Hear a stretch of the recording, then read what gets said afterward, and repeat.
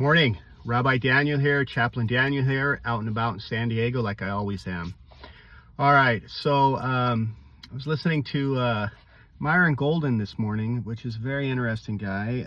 Obviously, we have some disagreements theologically, but there's some beautiful information as far as when it comes to business and what business things are mentioned in Scripture. He has a great way of bringing that out and about. So I just like to take a minute to talk about some of the stuff that he emphasizes, which is really great. One of the things I was listening today when he spoke was he was speaking about infinite asset. So to describe this first, you go to schools in our school system, which is about indoctrination. Anyways, you go to school and they teach you an asset is basically something that's positive and a liability is basically something that's negative. Okay. Now I've learned from other business people such as Garrick Gunderson and others that an asset really should be viewed in a different manner. An asset should be viewed in the manner that an asset, I think Kiyosaki says something to this effect as well, but an asset is something that brings money into you, where liability is something that takes money out from you, okay? So just because you have a house does not make that an asset, because you're just pumping money into the house. Yeah, you're gonna have some equity, but that's unrealized. So therefore it is not actually an asset. It's not bringing you cash flow. Now, however, if you own property and you're renting it out, that's causing cash flow to come in, and then that's an asset that's bringing in money, right? Okay. So a vehicle is not an asset. A vehicle is a liability. And even if you try to put a vehicle as an asset, it's a poor asset as far as that goes. The closest thing you can have is maybe, you get a bunch of vehicles and you put them out on Turo, or you have a car rental service where you're making that spread, and that allows it to be an asset for you. Other than that, it's not an asset. It's mostly liability and their headaches. Okay, so what's another asset? Things that will bring you money. So an investment in a stock market or in crypto or wherever you hold and put your money, that's not really an asset. They call it an asset, but it's not really bringing you much. I mean, it's barely keeping up with inflation. Inflation's so bad, and sometimes there's peaks and ups and downs. And so it really depends on when you realize it. And to realize it means when you take it out, when you actually have to use it. Okay, so these are assets, yes, by some definitions, not really the best things. Okay. Precious metals are considered assets for the same reason. But what's the most important asset? The most important asset, and this is very scriptural, okay? The most important asset is you. You are the most important asset. Think about it. How much wealth you bring to a employer when he hires you. That's a lot of wealth. But that's not wealth you're getting, that's wealth that they're getting, okay? Because they know business, right? You yourself need to learn business so that you become your own asset. One of the things I learned in business school when I got my MBA is that you're in business for yourself. And you always got to reflect upon that you're in business for yourself. And that's a very important concept. Okay, so back to the asset. Myron Golden was talking about an infinite asset. And what's an infinite asset? And he said, making an offer is an infinite asset. Yeah, pretty good. That's basically coming up with something that's creative, putting it out there. You still hold the creativity to it, but then it sells repetitively in kind of a passive way. Not always a passive way, but repetitively. So what's a good way to do that? A book. You write a book, you get it out there. I've written some books. You write the book, you write it once, you're done with it.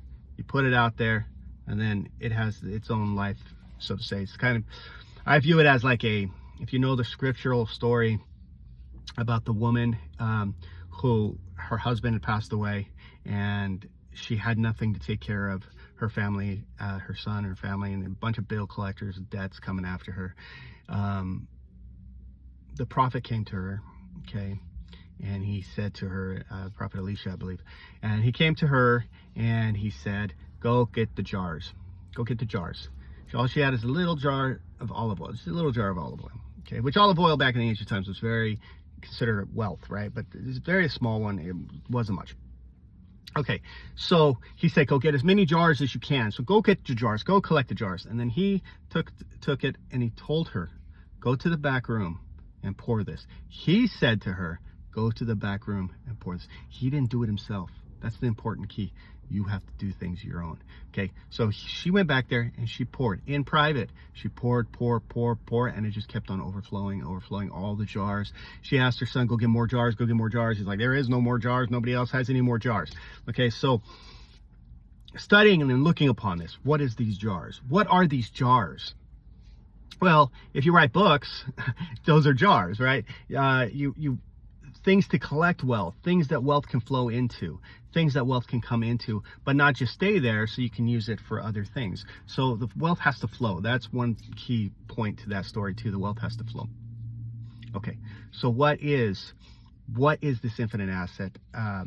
What is this thing that's most important? It's you. And beyond that, it's not just your physical body, it's your creativity. Your creativity is what God gave you at the beginning of time. Creativity is what God gave you uniquely. You have your own creativity. I have my own creativity, and everybody else's creativity is different. Okay, we all can tap into different creativity. Some people are great musicians. Some people are great artists. Some people are great writers. Some people are great speakers. Some people are great woodworkers and what have you. I mean, my father is an awesome woodworker. He's like, anything and everything is amazing. The stuff that I used to see him create, and the stuff that he still does create, and the stuff that other people come to him to create for them. And I've seen a whole bunch of other woodworkers and craftsmen, and I still think my father is one of the best. Maybe I'm biased, but I'm telling you, there's such creativity there. So I'm blessed because creativity, and my mother was very creative too. She had so much creativity. And I have my own creativity, which is writing. So, I write some books. Mostly it's biblical, exegetical type of work right now. But I have so many other things on the works. Anyways, one thing that I learned as a chaplain in the Army, and it's just putting words to it because I kind of intuitively knew this stuff before, is you don't go to a commander with the problem. The commander's going to say, get out of my face. You're just creating more stress, more problems, more issues for me. Okay. So what do you do before you go to the commander? There's got a problem. Then you go and you create what's called courses of action. Okay. Like, this is the problem, but we've got 1, 2, 3, 4, whatever, courses of action. So you come up with multiple courses of action. And then when you present the problem, you say, this is the problem. Here's the courses of action. Course 1, course 2, course 3, course 4. That way, the commander has a choice. He says, oh, well, yeah, okay, which one? I think course 3 is the best course. All right, we're going to go with course 3. And then now you have something you've done. But where does these courses of action come from? They come from your own creativity. You have to get creative. You have to think. You have to get into that point of thinking. A lot of people are not creative because they don't want to be creative. Everybody has creativity with them. It's a part of them. It's a part of their soul. It's a part of who they are. Let it well up inside of you. Practice it. It's like a muscle. You got to practice it. You got to think about it. Like, what are the good things you are very creative at? And like, get into those and start making like bread, like of that creativity. Let it rise. Let it grow. Put it in the oven. Let it grow. Let it become this beautiful smelling thing, right? Your creativity, you've got to work on. Your creativity, you've got to build on. Your creativity, you got to flow with. You see what I'm saying?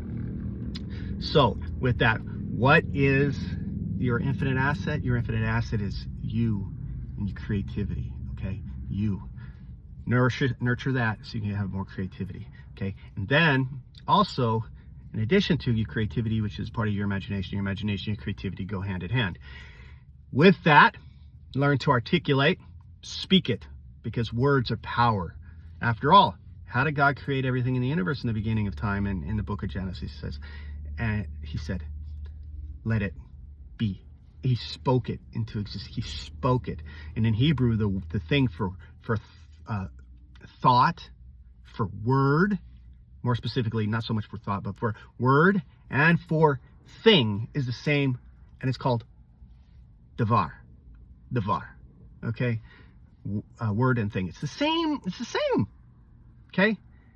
Okay, now why was the children of Israel in the wilderness for 40 years? Wait a second here. I thought to myself, what is the word for wilderness? Bamidbar. Bamidbar. Ba in midbar, wilderness.